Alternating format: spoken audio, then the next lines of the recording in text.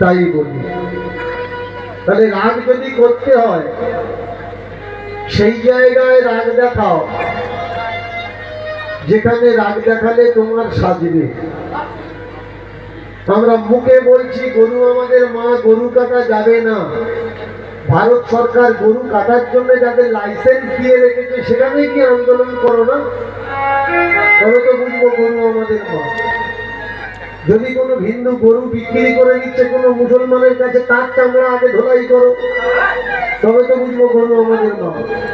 তুমি গরু বিক্রি করবে, গরু কেনার লোক নেই, মুসলমানদের কাছে গরু বিক্রি করে দিচ্ছ, ব্যাটা হয়ে তখন বলছো গরু আমাদের মা। এটা তো চক্রান্ত, জালিয়াতি। আগে মূল সত্যকে জানো, সত্য কোনটা। সত্যি যদি আমার কথাগুলো খারাপ লেগে থাকে তাহলে যে বইটা পড়ে আমি কথাটা বলছি, আসুন সেই বইটা আমরা সকলে মিলে জ্বালিয়ে দিই। না থাকবে বাঁশ, না বাজবে বাঁশি, আসুন সকলে মিলে বাঁশ ঝাঁকটা তুলে ফেলে দিই। তাহলে কারোর বউ আর রাত 12টার সময় জল আনতে যাবে না। সকলার মূলে তো বাঁশ ঝাড়, বাঁশ ঝাড় আছে বলেই সমাজে বাঁশ যাচ্ছে। বাঁশ ঝাড় তুলে দেওয়ার দরকার। আমার কথাগুলো মন দিয়ে শুনবেন। আমাকে অনেকে বলে আমি ব্রাহ্মণ বৈষ্ণবদের নিন্দা করি, আমি ধর্মকে অপমানিত করি, আমি দেবদেবীদের নিন্দা করি। ভালো করে মন দিয়ে শুনবেন। যদি এই হরিবাসরে কেউ প্রমাণ দিতে পেরেছেন যে আমি ব্রাহ্মণদের কোনো খারাপ কটু কথা বলেছি, কোনো বৈষ্ণবকে নিন্দা করেছি, আমি বলছি দীনকৃষ্ণ ঠাকুর আপনি জুতো দেবেন, আপনার জুতো মাথায় করে নিয়ে আমি চলে যাই। আমি জ্ঞানত বা অজ্ঞানত কোনো ব্রাহ্মণকে, কোনো বৈষ্ণবকে কোনোদিন নিন্দা করিনি। তবে আমি করি কি, যা বৈষ্ণব নয়, বৈষ্ণব সেজে সংসারী মানুষকে দীক্ষা দিয়ে তার বাড়ির বৌমা নিয়ে নবদ্বীপে উঠছে, তাদের বলি। এবার সেই পার্টিতে রাগ হবে, তাদের রাগ হবে। বললো কথা সবার মাঝে, যার কথা তার গায়ে তিলক আর চৈতন্য আছে, দেখবে আমাকে সহ্য করতে পারছে না, তার মানে বুঝে নিতে হবে ও চেলুনি, ও চেলুনি, ওর 1000টা খুঁটো আছে, তার জন্য ও আমাকে সহ্য করতে পারছে না। আগে বুঝতে হবে সত্য কোনটা। এই বক্সটা এদিকে ঘোরাতো।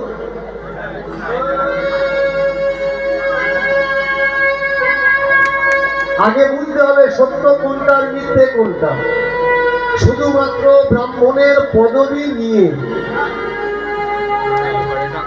ব্রাহ্মণের কোনো কর্ম নেই। মদ খেয়ে খেয়ে কোথায় শুয়ে আছে তার ঠিক ঠিকানা নেই। বাড়িতে লুঙ্গি পরে ঘুরছে আর পূজার সময় ধুতি করে পূজা করতে যাচ্ছে।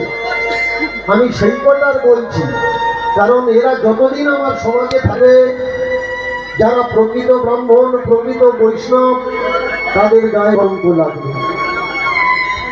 আমি চাই প্রকৃত বৈষ্ণবের সম্মান, প্রকৃত বৈষ্ণব থাক। প্রকৃত বৈষ্ণব আজকে রাস্তায় বেরোতে পারছে না, মাথা উঁচু করে ঘুরতে পারছে না। কেন?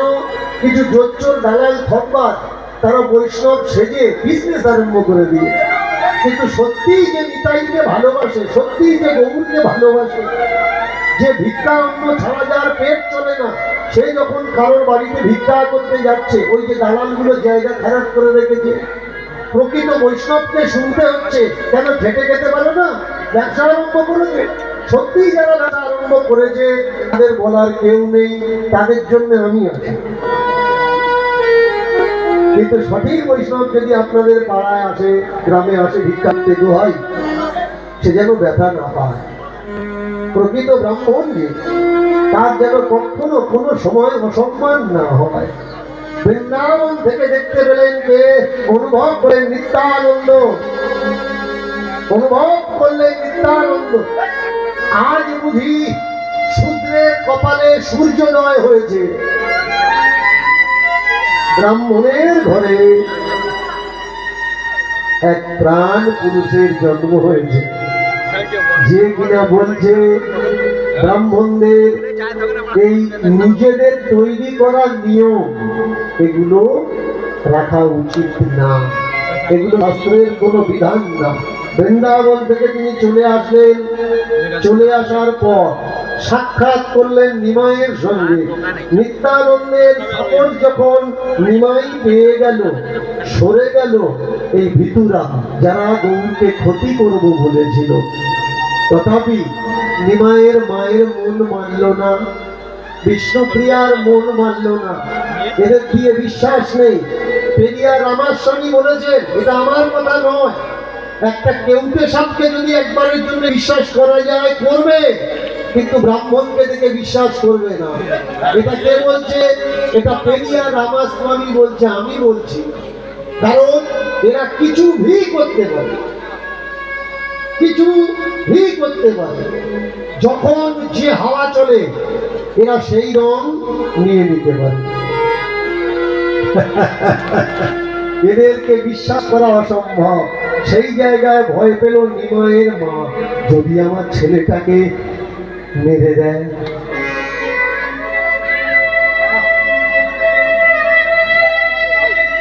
নিমাই, তুই এখানে থাকিস নি বাবা, তুই পাঠিয়ে চলে যা।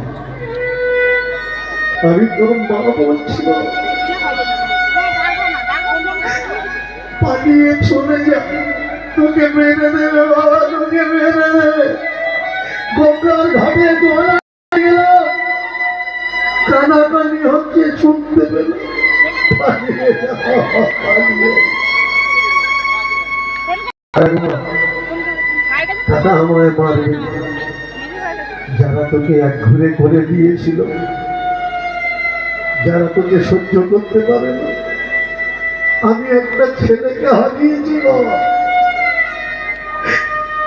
বিশ্বরূপ আমার ছেড়ে চলে গেছে, আমার অনেকগুলো ছেলে মেয়ে মারা গেছে, পুত্র সন্তান হারানোর যন্ত্রণাটা বুঝি। পালিয়ে যা, পালিয়ে যা, মানো, আমি যদি পালিয়ে যাই সমাজ আমাকে কাপুরুষ বলবে না? এতগুলো দায়িত্ব কে নেবে?